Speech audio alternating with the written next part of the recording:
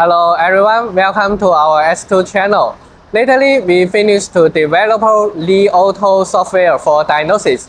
As long as you use our special cable and the tablet, you can finish this job. Let's try it.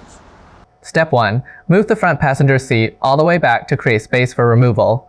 Use the vehicle's central control system to perform a full power down and disconnect the high voltage interlock plug. Then go to the trunk and disconnect the 12V battery to ensure the vehicle is completely powered off. Next, remove the front passenger seat to locate the XCU module. Unplug the original wiring harness and connect the dedicated diagnostic cable. Then reconnect the 12V battery and high voltage interlock plug. Press the brake pedal to power the vehicle back on. Connect the E2PRO to the diagnostic interface via VCI.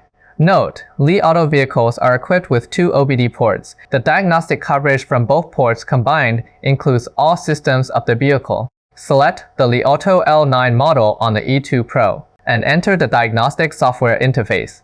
Input the activation code as prompted. Typically, the activation code is provided with the dedicated Li Auto adapter and is valid for one device only. Once activated, select the correct OBD port type OBD1 or OBD2 based on your connection.